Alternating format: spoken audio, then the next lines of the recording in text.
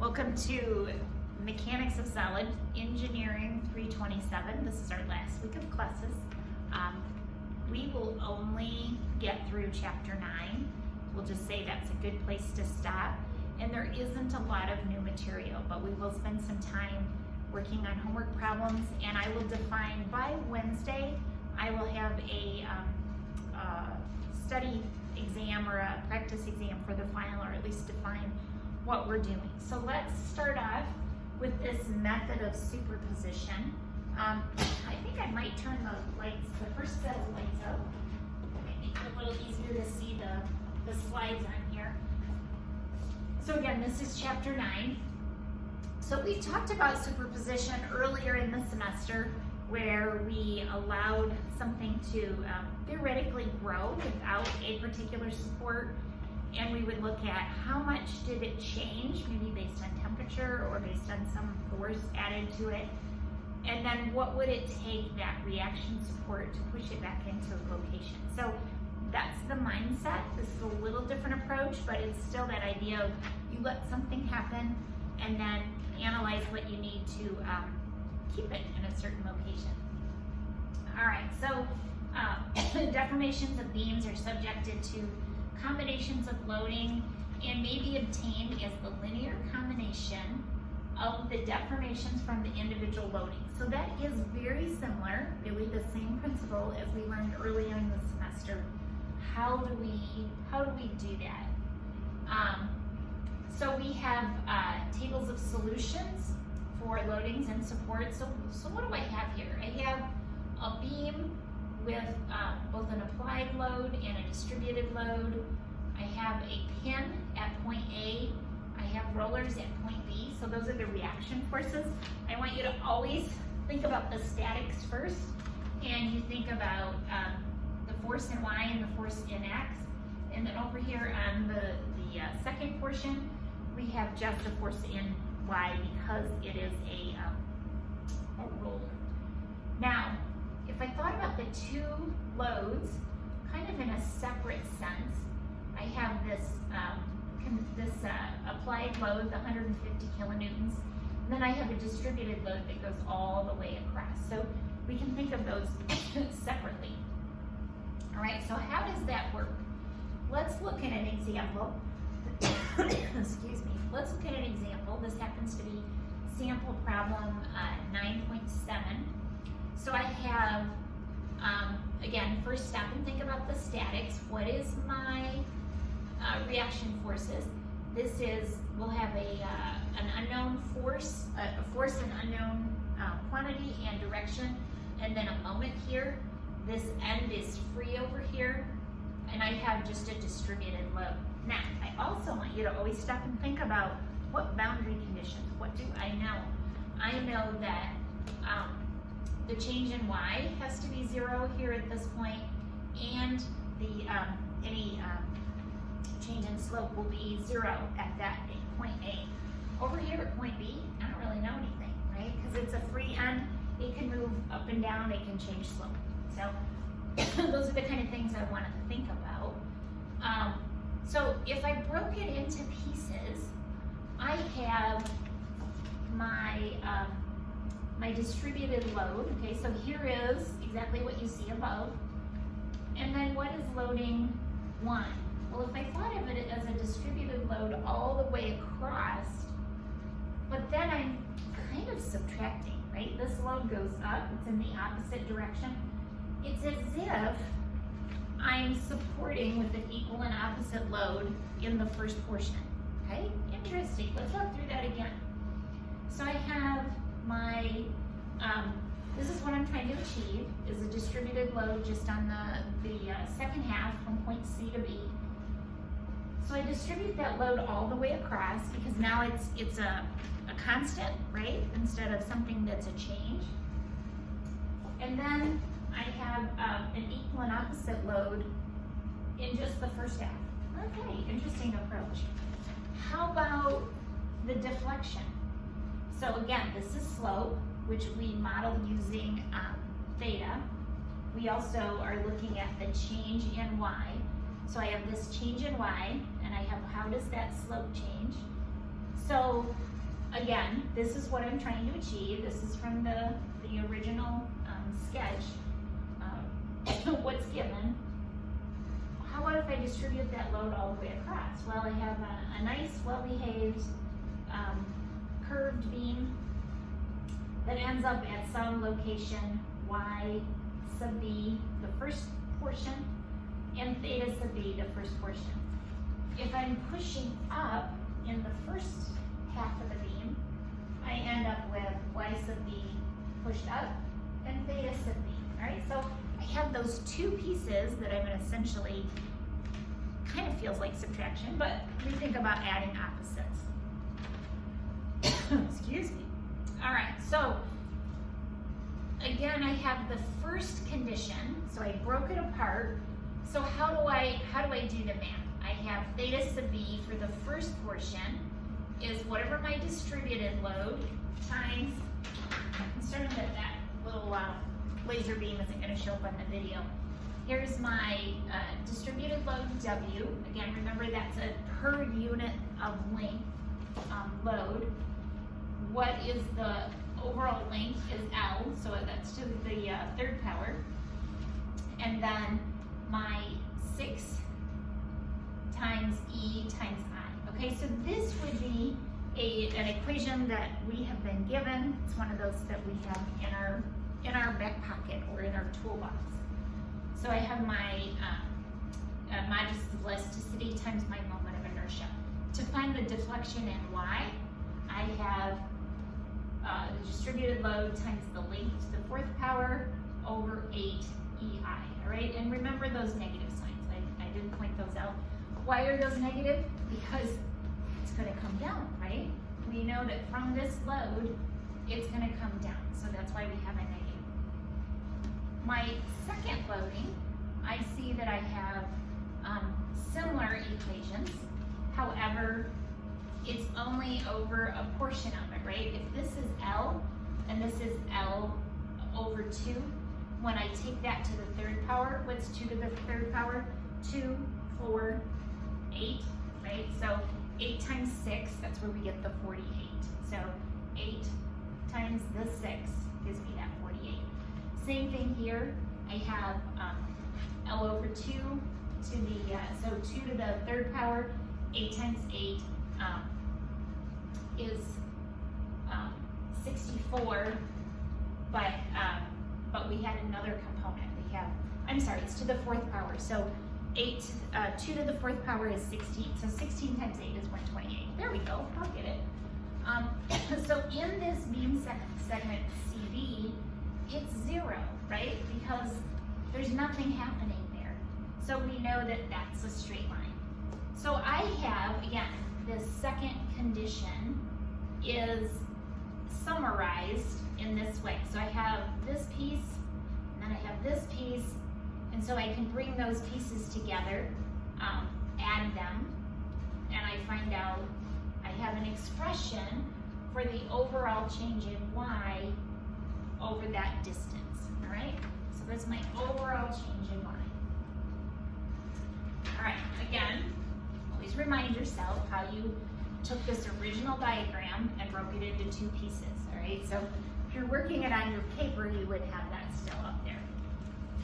So if I take the 2 pieces, so I have condition 1 and condition 2, so here is that deflection or slope in condition 1 and condition 2. I have those 2 pieces. Now I have composite. So for my original condition, I am superposing those 2 pieces. For my actual deflection of how much Y changed, again, I have condition 1 and condition 2, and then I'm going to add those 2 together. All right, so again, in this diagram it goes down, in this diagram it goes up. So that's why this is negative and that's positive. Same thing with slope. All right, I'm going to clear that little thing because I can't see my screen very good. All right, so now I know I used superposition to find out for this diagram, which was a little more complex, honestly. The reason why I broke it into these 2 pieces is because this is a constant. it's constant. There's no change over the length of the beam.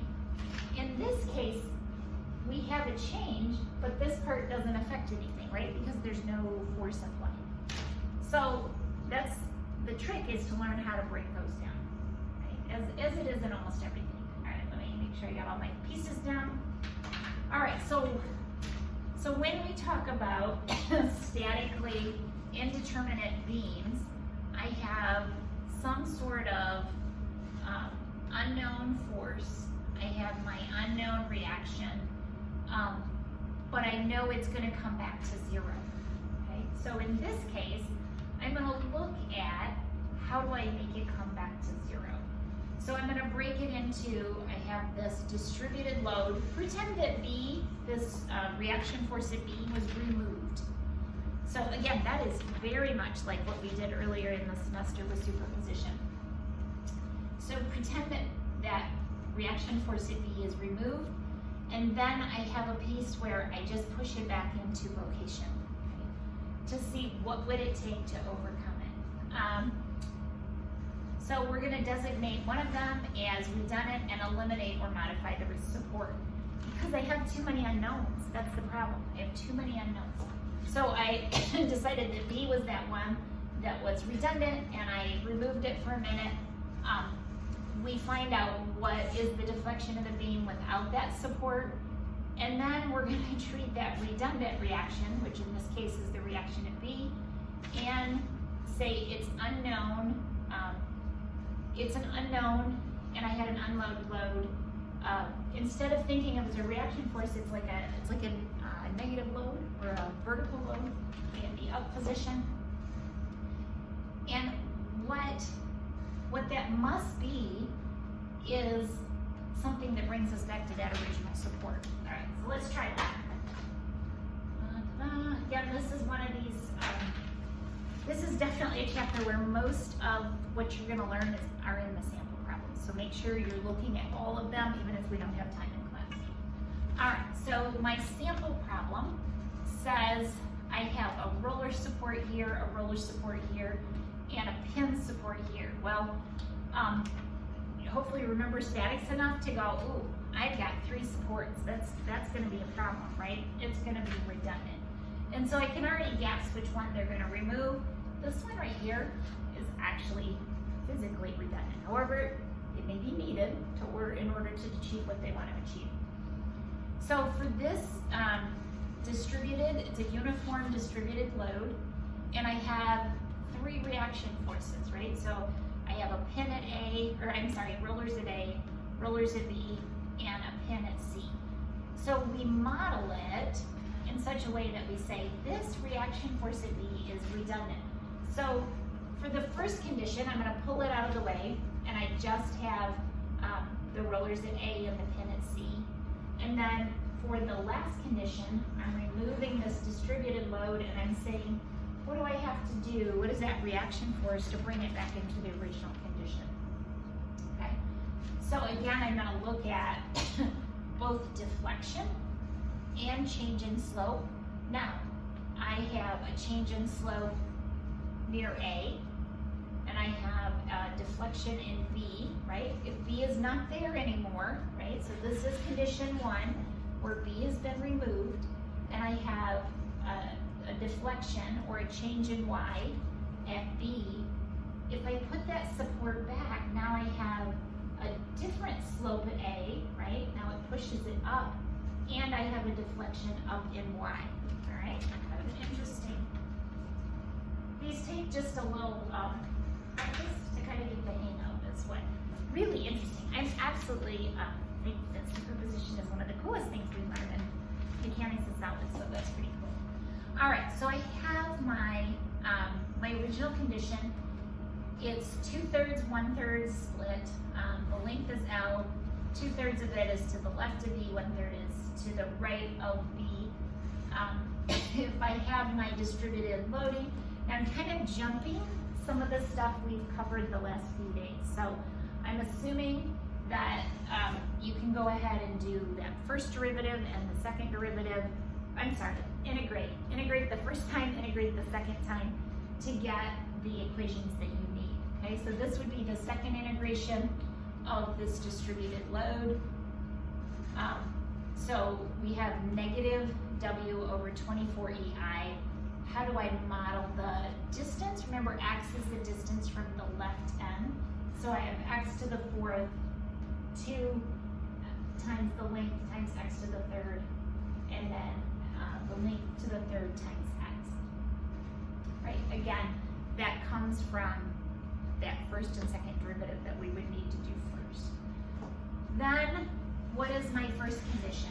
So I'm going to remove b, just kind of pull it out of the way, mentally, pull it out of the way. And what is the distance? At this point, x is 2/3 L, right? Because it's at 2/3 L. So that's what my x value is. So I'm going to go ahead and substitute that in. And I see that my change in y at this position, again, substitute 2/3 L times into any place where I see an x.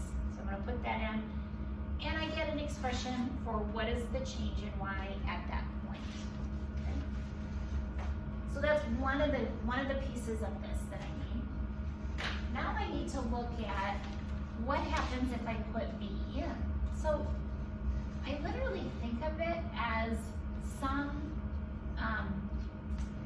sort of just a load right here, and then what is that load? I take that distributed load and model it. So when x is equal to a, which is this location, then y, I can express it as the force times this distance squared over 3e times the moment of inertia times that length, okay? Again, that comes from that second integration expression that we created. Then I want to look at the whole length, right? Because really I need to analyze the whole beam, not just a part of it. So A, what is A? It's 2/3 of L, right? Because now I'm at that point B, because that's, again, where I'm trying to analyze is at B. I did in the first condition, I need to in the second condition. So my first portion is 2/3 L, and my second portion is 1/3 L. So I take this expression, and I'm going to substitute in 2/3 L for A and 1/3 L for B. So now I have an expression of what is happening under condition 2 at B. Again, make sure that you analyze at the same point, right? Because really they have to add to 0, right? I have to be able to add those together and get a 0. So my condition at A and my condition at B. Now they use subscripts W and R, so that's the distributed load W, and that's my reaction force. So again, as long as I can follow your work, I'm good. And so I have these two expressions that I just came up with. They have to add to 0. Now I can solve for this unknown, right? The reaction at B was redundant. I didn't know enough to solve the problem. Even taking moments, I wasn't going to be able to do that. So now I know what the reaction of B is. I can put it, now draw my free body diagram of my original condition and do my statics. I don't know, take a moment around C or whatever works for you. It doesn't matter which one you do it around. And I find what the reaction force at A and the reaction force at C. So again, that's what we're trying to determine is that situation, okay? So if we want to do the slope, I go through the same steps. However, this is the first integration, right? So I do my analysis of the slope given this distributed weight and the analysis of the slope given some sort of reaction force. I come up with two expressions and note that when I add those together, it isn't that they add to 0, they add to my reaction. Again, I'm doing A, sorry, I needed to point that out. I'm at A this time because I don't know what's the slope, that's an unknown, right, as far as boundary conditions. I know that the change in y is going to be 0, but I don't know what the slope is at A, right? It's just sitting on a roller. It could bend. It can change. Okay, it's not a solid connection point. So I have expressions at A, so I can see what is the overall slope at A. So I get that value, and then I think that was all that was asked. I always forget what the original problem is. All right, I'm going to stop there. That is all the new material. On Tuesday, we will have lab and go through some sample problems.